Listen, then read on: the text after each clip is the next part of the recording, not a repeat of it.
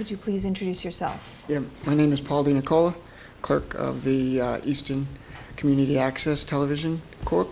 And beside me on my left is Jason Daniels, the Executive Director of ECAT. so Congratulations and welcome to Easton. Thank you.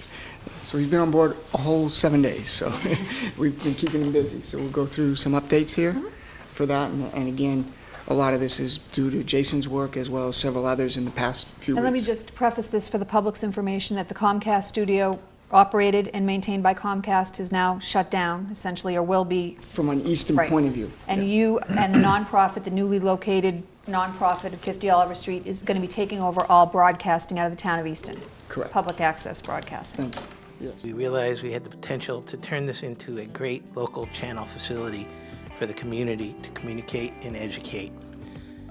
It just got me very excited to be a part of something that could potentially have that kind of impact, as Comcast was shutting their local access facility down, and that facility was serving 3 different communities out of one location in Easton. If we did not move fast, we would lose our local access television.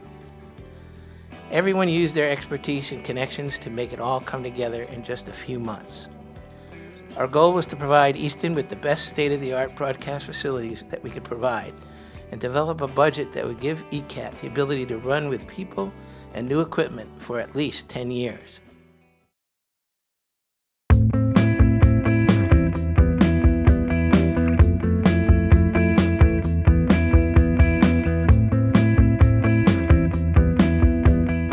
Hi, I'm Jim Hamilton, the moderator of Politically Divided.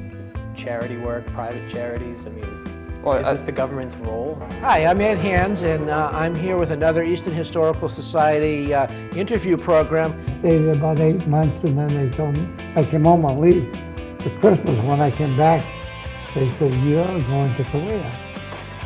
I'm Dave Clifton. I'm here at courtside. There's Will Morton, takes the three. He got it! He got it on there! Huge three. My name is Alan Krajcik, the Chief of Police for the town of Easton, and we're going to demonstrate the effectiveness of a taser. Taser, taser, taser. Hi, welcome to the NRT Fair. They're humming. Maybe we can get them. Can you hum? Go ahead. There she goes.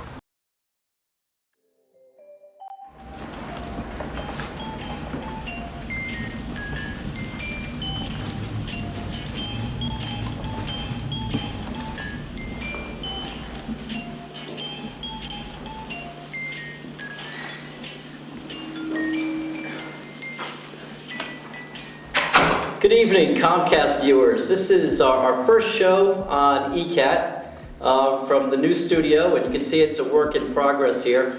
We're on Channel 9. We're actually going live right now.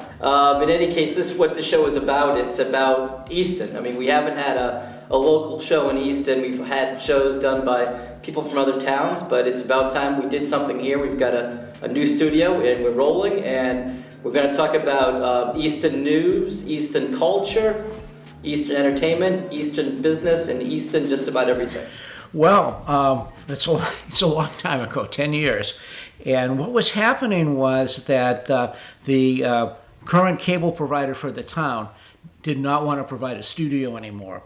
So Comcast and Verizon came up with an idea where they would pay to have a community organization do programming. And so a town board was set up, and I was lucky enough to get on there. It was a really good board. And there were a lot of issues, but we managed to solve them.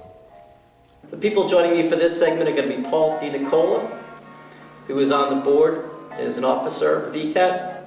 Come on in, Dino, and Ed Hands, who is on the board, and one of the people in charge of programming at ECAT. One of the things I think that's special about ECAT and this new format is that the studio is controlled by Easton people, for Easton people, and it's no longer controlled by Comcast for their own benefit. What that means is we can be much more flexible, but we also have a revenue stream that will keep us up to date as equipment changes. The opportunity is there that somewhere down the road here, this will be just a lively place, not 24/7, I don't think, because it'll take, quite a bit, but I'm just hoping, pretty much a 12-hour basis, almost 7 days a week. Yeah, when we were formed, we basically had the problem of finding a studio, because the provider at that time had a studio over in the industrial park. But obviously with them getting out, that studio was no longer going to be available.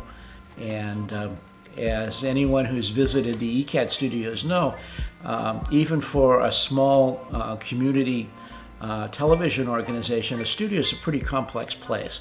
So we had to find exactly the right spot for that.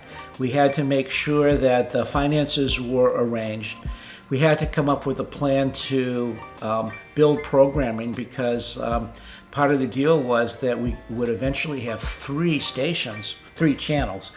And at the time we got started, we had a hard time filling 1 channel. We had to find the station manager as well.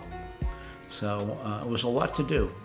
Well, the original programming back before ECAT got started was mostly studio-based. There really wasn't a lot of remote stuff. Every once in a while, a town meeting would get filmed and then rebroadcast, but not live. And the same thing with selectmen's meetings. I remember we used to do an annual candidates debate. There was a lot of on-site filming. We did a whole series of historical films, and actually we're up for a New England Emmy for the programming that was done about the 5 Richardson buildings. So we tried to produce good product, but little did we know how much there actually was that we could do. And it was nowhere near the variety of programming that you get with ECAT today. We even had a problem with the name, if you can imagine that. ECAT, where did that come from? People ask all the time, and everybody thinks it's Eastern Cable Access Television, and we argued over that for a long time. But way back 10 years ago, some of the people on the committee said, we're not sure that cable is going to be around forever.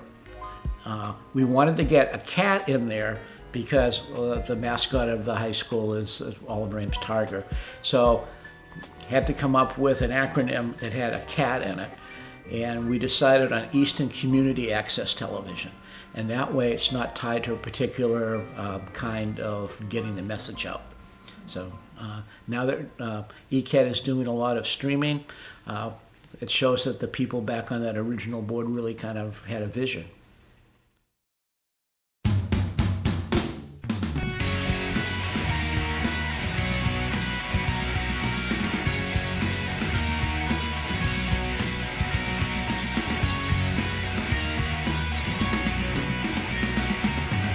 Hi, I'm Eric Benson, here at Easton's new Community Access Studio on 50 Oliver Street. With brand new state-of-the-art equipment, ECAT is excited to begin the next era of Easton's Community Access Television. Let's go inside and take a closer look.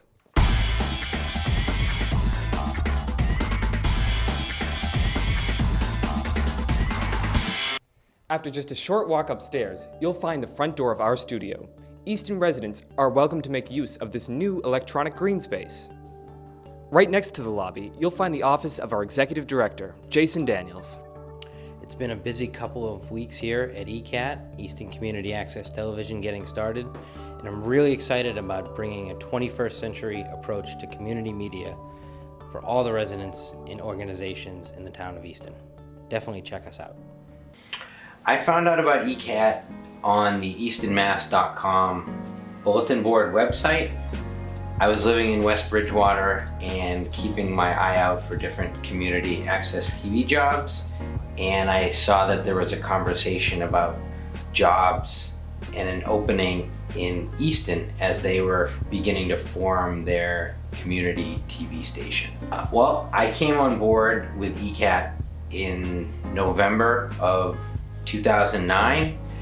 That's when I was hired. I actually started in January, on January 1st of 2010, and we got the channel up and running, broadcasting on January 10th of 2010.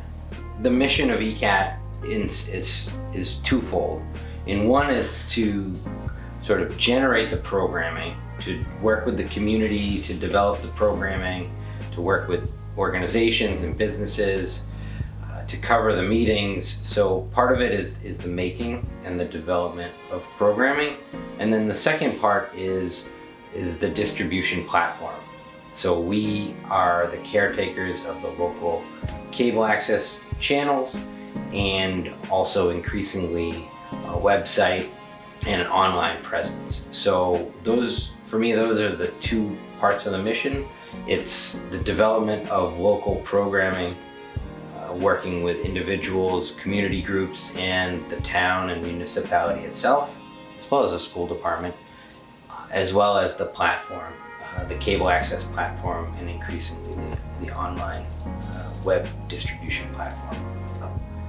I think local media is an antidote to the over-commercialized and noisy digital world that we all live in. So I think that local media really serves a unique purpose in people's lives, and it's a role that is not filled by other places, other outlets. Certainly local newspapers used to fill that outlet, but at this point, local media is community media centers like ECAT and a few websites that are out there, but there just aren't places that are giving people that connection to their community, at least doing it as the primary function of the organization. Being involved in the growth of ECAT over the past 10 years has been one of the most meaningful experiences in my whole life. I've loved working with ECAT as an organization. I've loved working with the people in the town, developing relationships with them that are deeply personal and meaningful to me, and it provides me a great sense of satisfaction that we're able to create something and have created something and will continue to create something that is very important to them.